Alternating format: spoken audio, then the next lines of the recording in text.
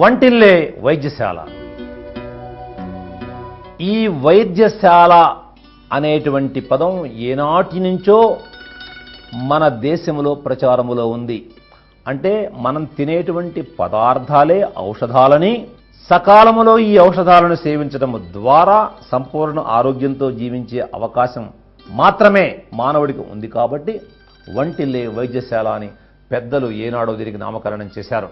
మా ప్రియమైనటువంటి బిడ్డలు ఇవాళ చాలామంది నేత్ర దృష్టి సమస్యతో అల్లాడుతున్నారు. చిన్న చిన్న బొడ్డమ్మలకో బొడ్డయ్యలకు కూడా ఇంతింతలా అద్దాలు పెడుతూ ఉన్నారు. కానీ వాటిని సమూలముగా నిర్మూలించగల, ఇంతమంది మీకు ఒకటి చెప్పాం, బాదం పాలు చెప్పాం, అది చేసుకోండి, అలా కొన్ని చిన్న చిన్న జాగ్రత్తలు చెప్పాం. వాటితో పాటు ఇప్పుడు మనం శీర్షిక పెట్టుకోండి, కామాక్షి తైలం. మీరందరూ తయారు చేసుకోవచ్చు ఈ కామాక్షి తైలం. దీన్ని తయారు చేసుకుని లోపలికి సేవించాలి ఈ తైలాన్ని. ఇది ఒక విశిష్టమైనటువంటి తైలము. దీన్ని సేవించడం ద్వారా గరుత్మంతుడు లాంటి దృష్టిని మనం పొందవచ్చు అని మహా ఋషుల ఆజ్ఞ. అది ఎలా చేసుకోవాలో నేను మీకు వివరంగా చెప్తాను, సిద్ధంగా ఉండండి. చూడండి, కామాక్షి తైలము. ఇదిగో ఇదే కామాక్షి, నల్ల కామంచి. దీన్ని బుడ్డ కాచి అని కొన్ని ప్రాంతాల్లో పిలుస్తారు, కొన్ని చోట్ల కామంచి అని పిలుస్తారు.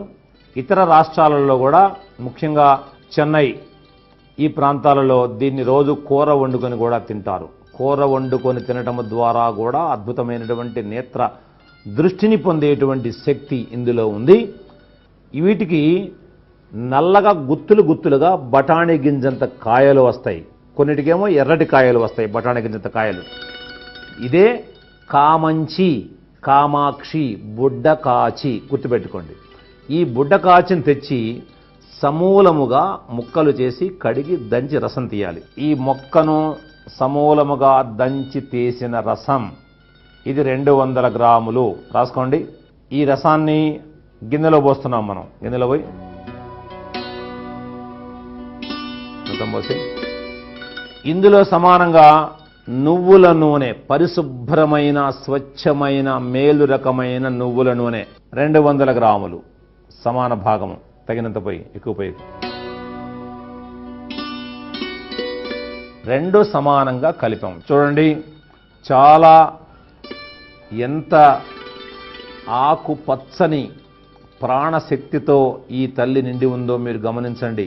ఇప్పుడు క్రమక్రమంగా చిన్న మంట మీద ఈ ఆకు రసము, ఆకులో రసములో ఉన్నటువంటి ఔషధ శక్తి నువ్వుల నూనెలోకి చేరిపోయేటట్టు చిన్న మంట మీద మనం మరిగించాలి.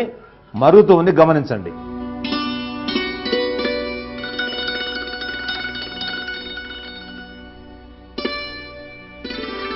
చూడండి, తైలం తయారైంది. ఆపేసి, మంట ఆపేసి, నిదానముగా జాగ్రత్తగా మీరు వడపోసుకోవాలి.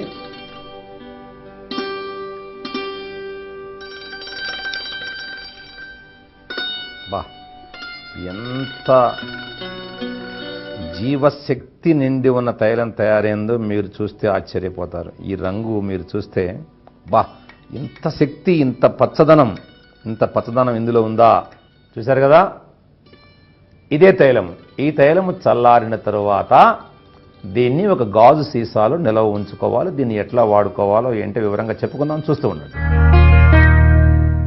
చూశారు కదా, బుడ్డ కాశీ లేదా కామంచి, కామాక్షి అనే పేర్లతో పిలువబడేటువంటి ఈ మొక్క మీకు ఎర్ర పండ్లతో, ఎర్రగా బఠానీ గింజంత పండ్లతో ఒక రకము, అదే పరిమాణంలో నల్లగా ఉండేటువంటి పండు కాసేటువంటి మొక్క మరొకటి. ఈ రెండు ఉన్నాయి. ఏదైనా పర్వాలేదు.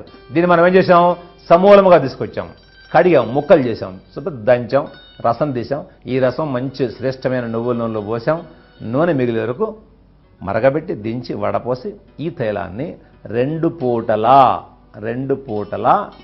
ఒక బిడ్డలకైతే పావు చెంచా, పెద్దవాళ్లకు అర చెంచా మోతాదుగా లోపలికి సేవించి 1 గంట వరకు ఏమి తినకుండా ఉంటూ, ఇంతకుముందు చెప్పినటువంటి బాదం పాలు, మిగిలినటువంటి ఆహార నియమాలు, పద్ధతులు ఇవి మనం ఆచరిస్తూ ఎక్కువగా పాలతో అన్నం తినాలి.